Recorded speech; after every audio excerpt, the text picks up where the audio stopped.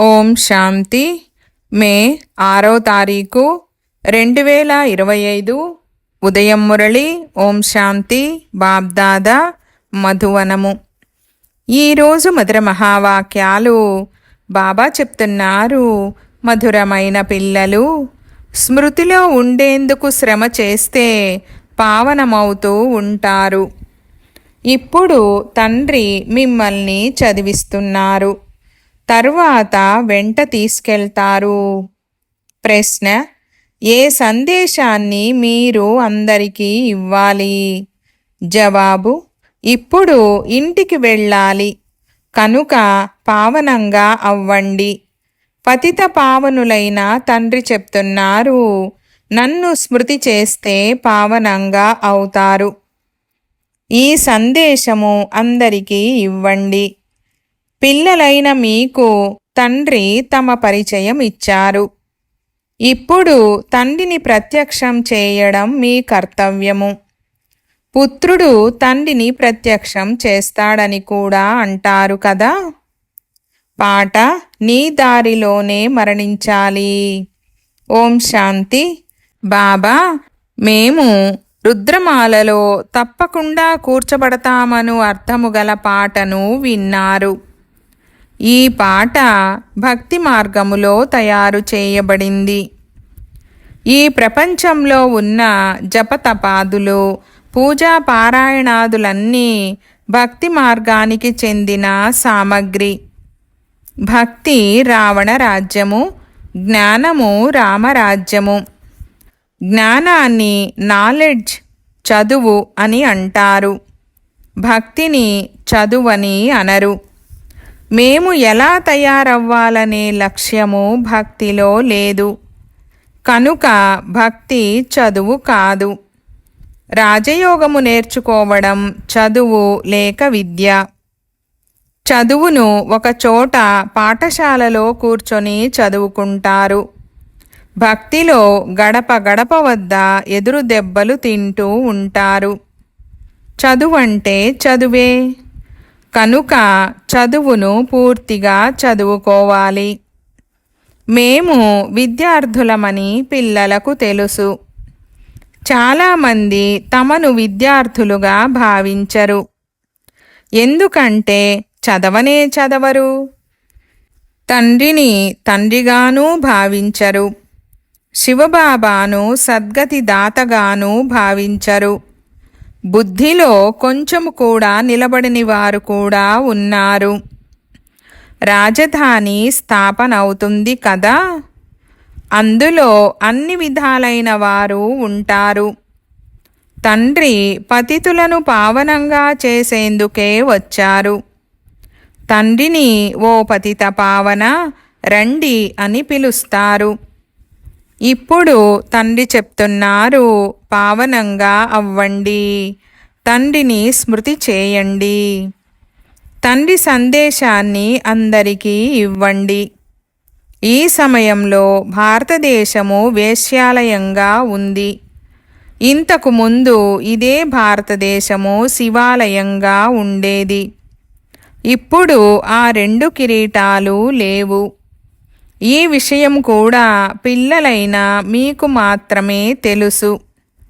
ఇప్పుడు పతిత పావనులైన తండ్రి చెప్తున్నారు, నన్ను స్మృతి చేస్తే మీరు పతితుల నుండి పావనంగా అవుతారు. స్మృతి చేయడంలోనే కష్టముంది. స్మృతిలో చాలా కొద్ది మంది మాత్రమే ఉంటారు. భక్తుల మాల కూడా కొంతమందిదే కదా. అందులో ధన్యమైన భక్తులు నారదుడు, మీరా మొదలైన వారి పేర్లు ఉన్నాయి. ఇందులో కూడా అందరూ వచ్చి చదవరు. కల్పక్రితము ఎవరు చదువుకున్నారో వారే వస్తారు. బాబా, మేము చదువుకునేందుకు లేక స్మృతియాత్ర నేర్చుకునేందుకు మిమ్మల్ని కల్పక్రితము కూడా కలిశామని చెప్తారు. కల్పక్రితము ఎవరు చదువుకున్నారో వారే వస్తారు. ఇప్పుడు పిల్లలైన మిమ్మల్ని తీసుకెళ్లేందుకు తండ్రి వచ్చారు. మీ ఆత్మలు ఇప్పుడు పతితంగా ఉన్నాయని అర్థం చేయిస్తారు. అందుకే వచ్చి పావనంగా చెయ్యండని పిలుస్తారు. తండ్రి చెప్తున్నారు, నన్ను స్మృతి చేయండి, పవిత్రంగా అవ్వండి. తండ్రి చదివిస్తారు, అంతేకాక జతలో కూడా తీసుకెళ్తారు. పిల్లలకు లోపల చాలా సంతోషం ఉండాలి.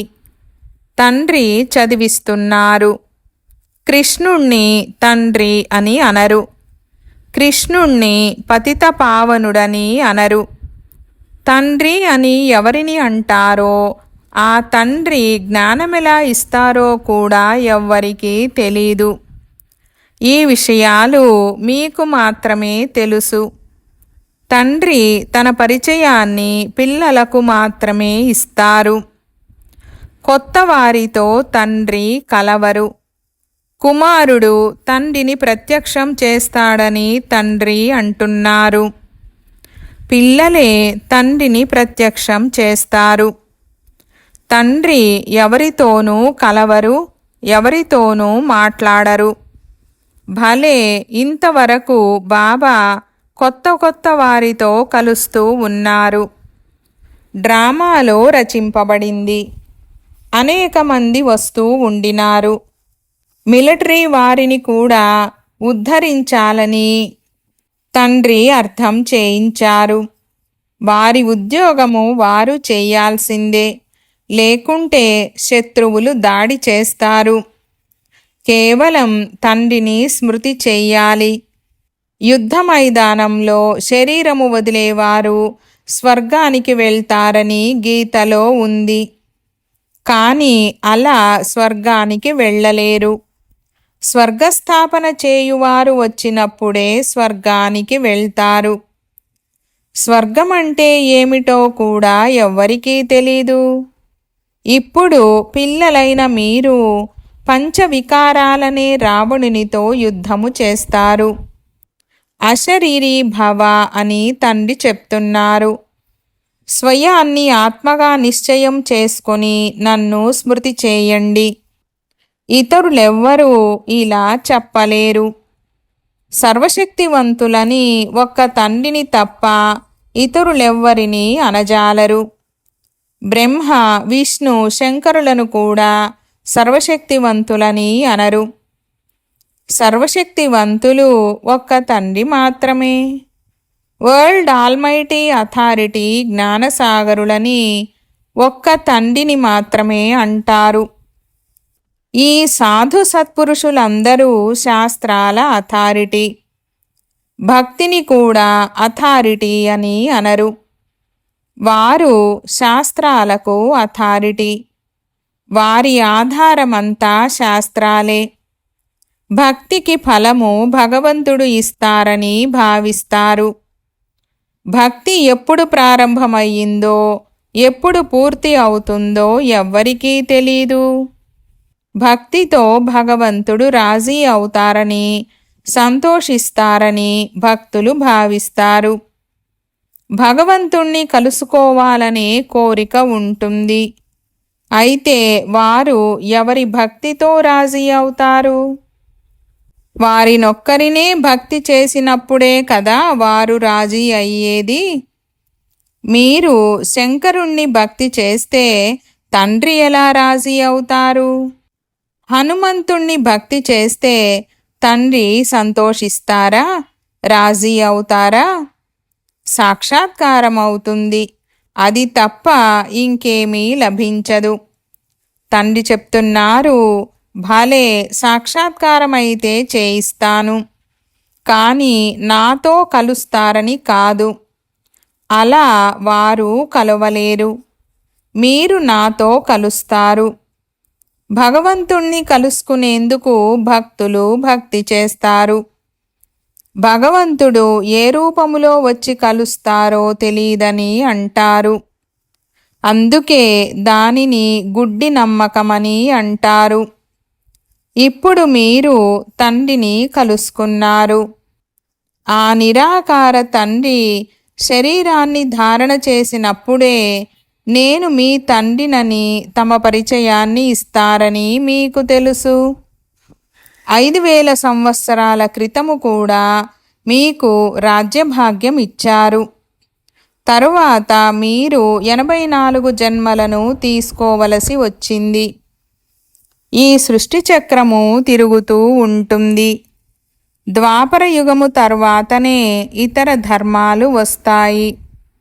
వారు వచ్చి తమ తమ ధర్మాలను స్థాపిస్తారు. ఇందులో గొప్పలు చెప్పుకునే ఏ విషయమూ లేదు.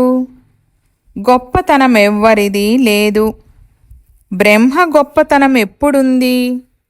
తండ్రి వచ్చి ప్రవేశించినప్పుడే అతని గొప్పతనము. లేకుంటే ఇతను వ్యాపారము చేసేవారు. నాలో భగవంతుడు వస్తారని ఇతనికి కూడా తెలీదు. నేను ప్రవేశించి ఇతనిలో ఎలా ప్రవేశించానో అర్థం చేయిస్తాను. నాదంతా నీది, నీదంతా నాది అని నీ తనువు, మనసు, ధనముల ద్వారా నాకు సహాయకారిగా అయితే అందుకు ఫలితంగా నీకు ఇది లభిస్తుందని ఇతనికి చూపించాను. తండ్రి చెప్తున్నారు, నేను సాధారణ తనువులో ప్రవేశిస్తాను. ఇతనికి తన గత జన్మల గురించి తెలీదు. కానీ నేను ఎప్పుడు వస్తానో, ఎలా వస్తానో ఎవ్వరికీ తెలీదు. సాధారణ శరీరంలో తండ్రి వచ్చారని ఇప్పుడు మీరు చూస్తున్నారు. ఇతని ద్వారా మనకు జ్ఞానయోగాలు నేర్పిస్తున్నారు. జ్ఞానమైతే చాలా సులభము. నరకద్వారము మూయబడి స్వర్గద్వారము ఎలా తెరుచుకుంటుందో కూడా మీకు తెలుసు. ద్వాపర యుగములో రావణరాజ్యము ప్రారంభమవుతుంది. అనగా నరకద్వారము తెరవబడుతుంది. నూతన ప్రపంచము, పాత ప్రపంచము రెండూ సగం సగం ఉంటాయి. కనుక ఇప్పుడు తండ్రి చెప్తున్నారు, నేను పిల్లలైన మీకు పతితుల నుండి పావనమయ్యే యుక్తిని తెలుపుతాను. తండ్రిని స్మృతి చేస్తే జన్మ జన్మాంతరాల పాపాలు నశిస్తాయి. ఈ జన్మలో చేసిన పాపాలు కూడా తెలపాలి. ఏ ఏ పాపాలు చేశామో గుర్తుంటాయి కదా. ఏమేమి దానపుణ్యాలు చేశామో కూడా గుర్తుంటాయి కదా. ఈ బ్రహ్మకు తన బాల్యము గుర్తుంది కదా. కృష్ణుడి పేరు శ్యామసుందరుడు. దాని అర్థము ఎప్పుడు ఎవరి బుద్ధిలోకి రాదు. పేరు శ్యామసుందరుడైతే చిత్రములో నల్లగా చేసేశారు. రఘునాథ మందిరంలో చూస్తే అక్కడ కూడా నల్లగానే, హనుమంతుని మందిరంలో చూసినా నలుపే. అందరినీ నల్లగా చేసేశారు. ఇది పతిత ప్రపంచము. ఇప్పుడు పిల్లలైన మనకు నలుపు నుండి తెలుపుగా అవ్వాలనే చింత ఉంది. అందుకొరకు మీరు తండ్రి స్మృతిలో ఉంటారు. ఇది అంతిమ జన్మ అని తండ్రి చెప్తున్నారు. నన్ను స్మృతి చేస్తే పాపాలు భస్మమైపోతాయి. తండ్రి మనల్ని తీసుకెళ్లేందుకు వచ్చారని మీకు తెలుసు. కనుక తప్పకుండా శరీరాలను ఇక్కడే వదిలేస్తారు. శరీరాలతో వెళ్ళరు, తీసుకెళ్లరు. పతితాత్మలు కూడా వెళ్ళలేవు. తండ్రి పావనంగా అయ్యే యుక్తిని తప్పకుండా తెలుపుతారు. నన్ను స్మృతి చేస్తే మీ వికర్మలు వినాశనమవుతాయి.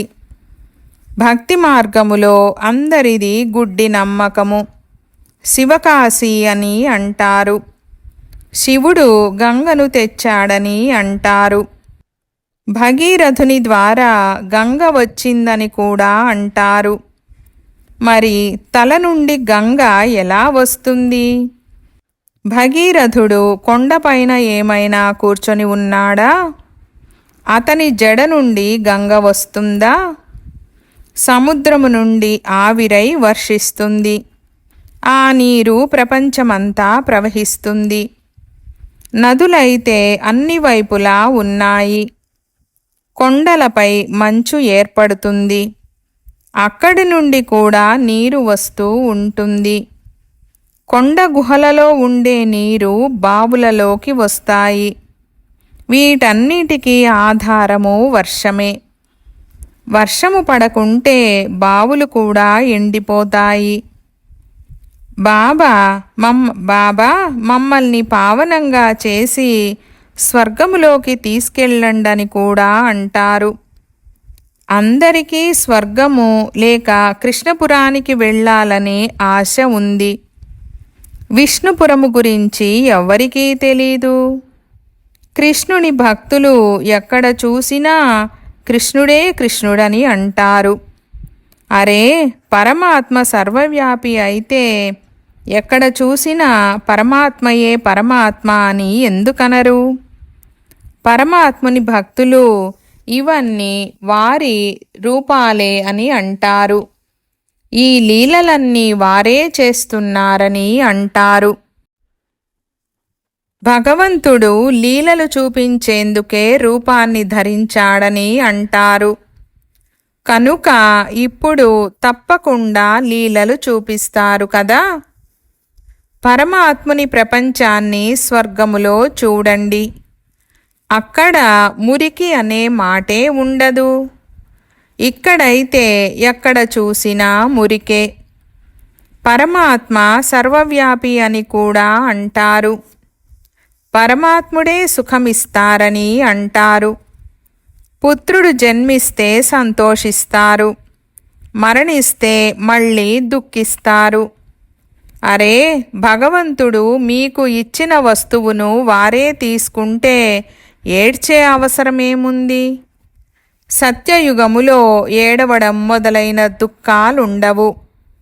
మోహజీత్ రాజును ఉదాహరణగా చూపించారు. ఇవన్నీ అసత్య దృష్టాంతాలు. వాటిలో ఏ సారమూ లేదు. సత్యయుగములో ఋషులు మునులు ఉండరు. ఇక్కడ కూడా అటువంటి విషయాలు జరగవు. మోహజీత్ రాజులు ఎవ్వరూ ఉండరు. భగవానువాచ, యాదవులు, కౌరవులు, పాండవులు ఏం చేసి వెళ్ళారు?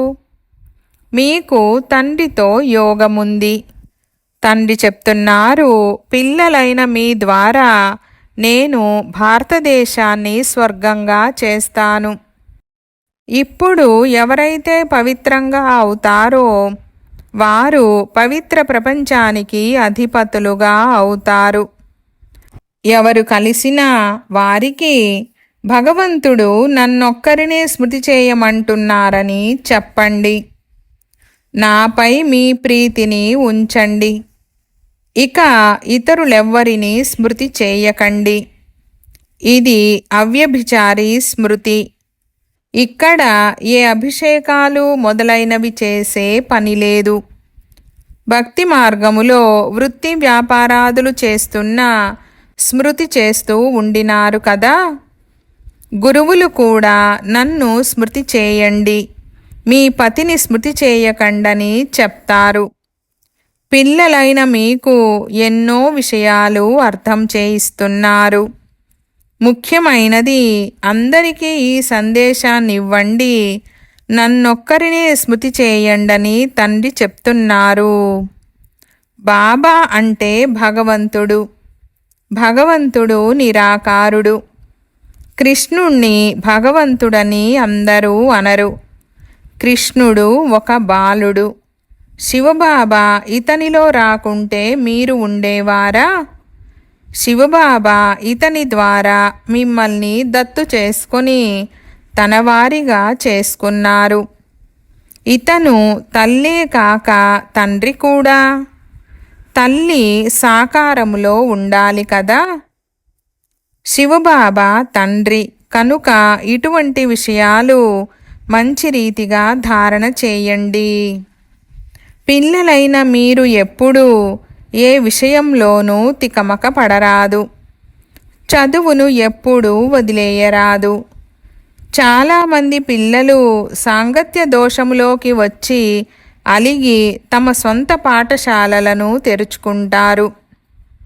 పరస్పరము కొట్లాడుకొని సొంత పాఠశాలలను తెరుచుకుంటే అది మూర్ఖత్వము. అలిగితే పాఠశాల తెరుచుకునేందుకు అర్హతే లేదు. మీ దేహాభిమానము సాగదు. ఎందుకంటే బుద్ధిలో శత్రుత్వముంటే అదే గుర్తుకొస్తుంది. ఎవ్వరికి ఏమీ అర్థం చేయించలేరు. ఎవరికి జ్ఞానమిస్తారో వారు వేగంగా ముందుకెళ్తారు. కానీ జ్ఞానమిచ్చిన వారు కొంతమంది కింద పడిపోతారు. నాకంటే వారి స్థితే బాగుందని కూడా అర్థం చేసుకుంటారు. చదువుకునేవారు రాజులుగా అవుతారు. చదివించేవారు దాసదాసీలుగా అవుతారు. ఇటువంటి వారు కూడా ఉన్నారు. పురుషార్థము చేసి తండ్రి కంఠహారముగా అవ్వాలి. బాబా జీవించి ఉండే నేను మీ వారిగా అయ్యానని తండ్రితో చెప్పాలి. తండ్రి స్మృతి ద్వారానే నావ ఆవలి తీరానికి చేరుతుంది. మంచిది. మీఠే మీఠే సికీలధే బచ్చోं ప్రతి మాత్ పితా బాప్ దాదా కా యాద్ ప్యార్ और गुड मॉर्निंग. रूहानी बाप की रूहानी बच्चों को नमस्ते. हम रूहानी बच्चों की रूहानी बाप दादा को याद प्यार गुड मॉर्निंग और నమస్తే నమస్తే బాబా నమస్తే. ధారణ కొరకు ముఖ్య సారము. 1వ పాయింట్, ఎప్పుడు ఏ విషయంలోనూ తికమక పడరాదు. పరస్పరము అలిగి చదువును వదిలేయరాదు. శత్రుత్వమును చేసుకొనుట కూడా దేహాభిమానమే. సాంగత్య దోషము నుండి మిమ్మల్ని మీరు చాలా సంభాళించుకోవాలి. పావనంగా అవ్వాలి. మీ ప్రవర్తన ద్వారా తండ్రిని ప్రత్యక్షం చేయాలి. 2వ పాయింట్, ప్రీతి బుద్ధి గలవారిగా అయ్యి ఒక్క తండ్రి అవ్యభిచారి స్మృతిలో ఉండాలి. తనువు మనసు ధనము ద్వారా తండ్రి కార్యములో సహయోగులుగా అవ్వాలి. వరదానము. న్యారే మరియు ప్యారే, అతీతంగా మరియు ప్రియంగా అయ్యే రహస్యాన్ని తెలుసుకొని రాజీగా సంతోషంగా ఉండే రాజయుక్త భవ. వివరణ. ఏ పిల్లలకైతే ప్రవృత్తిలో ఉంటూ న్యారా ప్యారాగా అయ్యే రహస్యము తెలుసో వారు సదా స్వయంతో కూడా రాజీగా ఉంటారు. ప్రకృతిని కూడా సంతోషంగా ఉంచుతారు.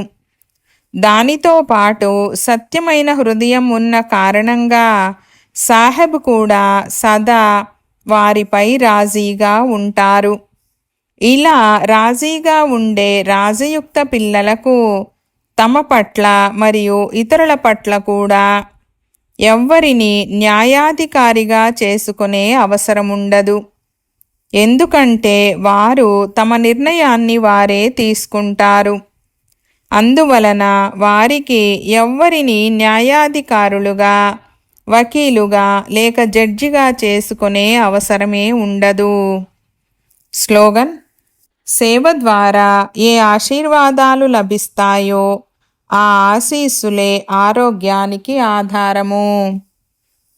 ఈరోజు అవ్యక్త ఇషారా పాయింట్. ఎలాగైతే స్థూల శరీరంలో విశేషంగా శ్వాస నడవడం అవసరమో, శ్వాస ఆడకపోతే జీవితమే లేదో, అలా బ్రాహ్మణ జీవితానికి శ్వాస పవిత్రత. 21 జన్మల ప్రాలబ్ధానికి ఆధారము పవిత్రత. ఆత్మ మరియు పరమాత్మల మిలనానికి ఆధారము పవిత్రమైన బుద్ధి. సంగమయుగములోని ప్రాప్తులకు ఆధారము మరియు భవిష్యత్తులో పూజ్య పదవి పొందేందుకు ఆధారము కూడా పవిత్రతయే. అందువలన పవిత్రత యొక్క పర్సనాలిటీని వరదాన రూపంలో ధారణ చేయండి. ఓం శాంతి.